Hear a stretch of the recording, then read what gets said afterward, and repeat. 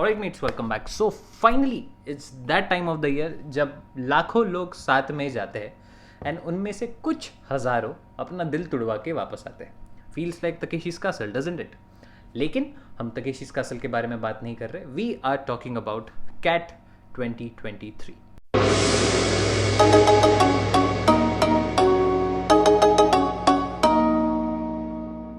तो जय हिंद दोस्तों। जैसे कि आप सब लोगों को पता होगा कि आपके एग्जाम सेंटर्स के कंप्यूटर स्क्रीन्स के उस पार एक दुश्मन बैठा है जो आपके सपनों को चकनाचूर करना चाहता है। तो मैंने सोचा कि क्यों ना देशभक्ति निभाई जाए। तो pull up your socks my patriots, the जोश is gonna be high because we are gonna discuss the traps laid by the examiner in CAT 2023। Alright ladies and gentleman, boys and girls, let's get the party started. Stream को like ठोक दो। ये सुन के आपको लगा होगा कि मैं मोटिवेशन देने वाला हूँ। नहीं यार, काम की चीज़ बताऊंगा मैं। तो first of all, CAT paper is designed in such a way कि आप फंसते चले जाओ। It's full of traps. ये ट्रैप्स पर्पसफुली बिछाया होता है एग्जामिनर ने to filter out the competition. तो देखते हैं कि ये ट्रैप्स आखिर क्या है। Number 1, the word trap. तो एक बड़ी ही फेमस टेक्निक है जो हमारे यहाँ स्टूडेंट्स यूज करते हैं, which is scheme and scan. It's easy कि जल्दी जल्दी काम का पढ़ लो एंड आगे बढ़ो। इंपॉर्टेंट चीज़ है आप माइंड में रखो एंड वही माइंड में रखते हुए आप बाद में क्वेश्चन अटेम्प्ट करो। तो ये टेक्निक तो अच्छी है, बट द थिंग इज कि कैट के आरसीज आर लेंदी एंड ये वहाँ पर इम्प्लीमेंट करना इट्स क्वाइट डिफिकल्ट। तो देखो, एग्जामिनर जो होता है ना, वो एक बहुत ही कमीना इंसान होता है। मतलब विथ ऑल ड्यू रिस्पेक्ट, भले ही वो इन रियल लाइफ कितना भी अच्छा इंसान हो, लेकिन एग्जाम में वो आपका अपोनेंट है। तो उसका काम क्या है? उसका काम यह है कि वो आपको कैसे फंसाए। साउंडिंग लाइक जय किशोरी। तो उसका काम क्या है? भगवान ही जब कुछ है। तो उसका काम यह है कि वो हमेशा सोचता रहेगा कि वो आपको कैसे फंसाए। तो व्हाट हिल डू इज हिल ले a trap and that trap is word trap. अब इस ट्रैप में व्हाट हिल डू कि वो एक वर्ड ऑप्शन में देगा एंड वही सेम वर्ड वो पैसेज में देगा। अब टाइमर के चलते यू विल बी लाइक कि यहाँ पर भी सेम वर्ड दिख रहा है एंड पैसेज में भी सेम वर्ड दिख रहा है। एट सच मोमेंट्स हम क्या करते हैं कि हम बिना कॉन्टेक्स्ट समझे कि पैसेज में क्या लिखा है हम टिक कर देते हैं, जय माता दी। और पता है हम लोग मैच कहाँ हारे। तो जब भी कोई ऐसा वर्ड दिखे you have to read it very carefully because it's either to waste your time और to mislead you. Okay, trap number 2, giving options word by word.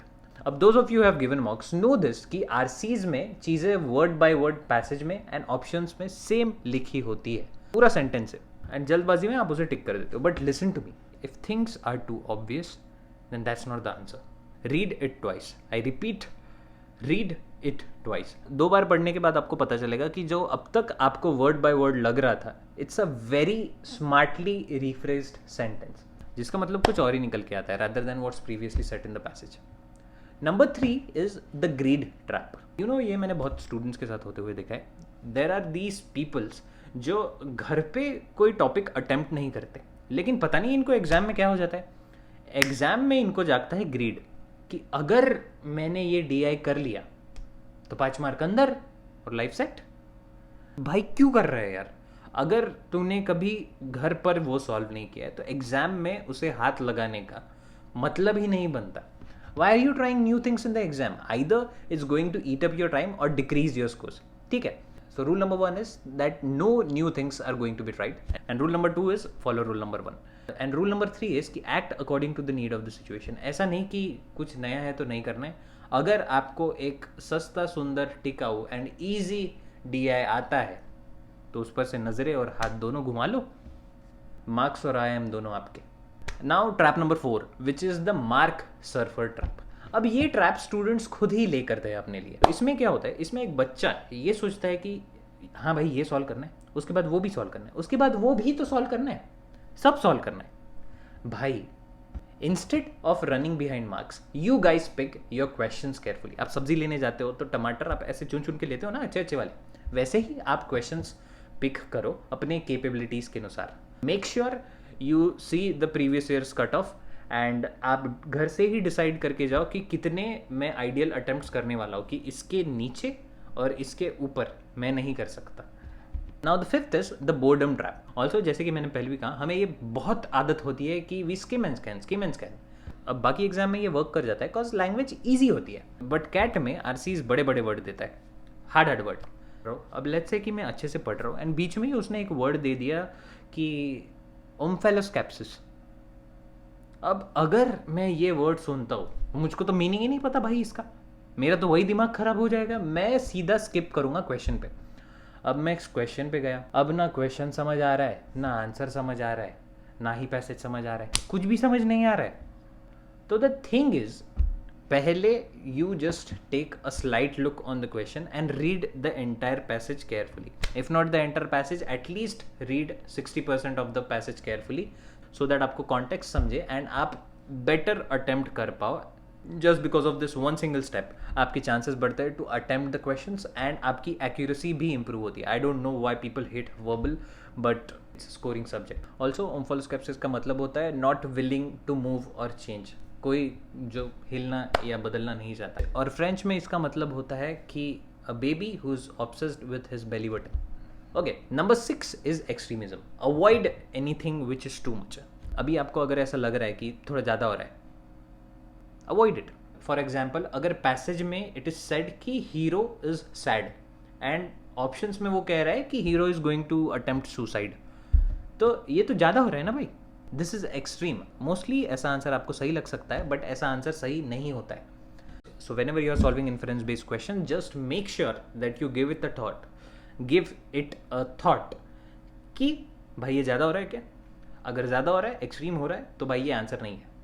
Okay, so that were few tips for CAT 2023 everybody. All the best for your exams. And again एक bonus tip मैं देना चाहूँगा कि आप इस इंसान से दूर रहो। There was a time when I was giving exam and मेरे दिमाग में ये चल रहा है, ऐसा मैं माउस लेके अटेम्प्ट कर रहा हूँ एंड मेरे दिमाग में ऐसा बज रहा है कि bikini shoot, which shoot, bikini shoot, bikini.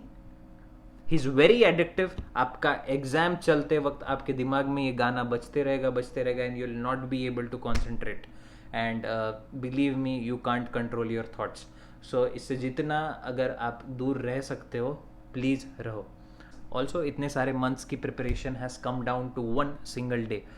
जो भी होना है, अच्छा होना है, बुरा होना है, it all depends on this one single day. तो मेक श्योर आप जाओ तो बहुत ही चेयरफुल तरीके से जाओ और किसी से झगड़ा वगड़ा ना करो जाने के पहले। ये मैं इसलिए कह रहा हूँ क्योंकि आपके मूड पे एग्ज़ाम बहुत डिपेंड करता है।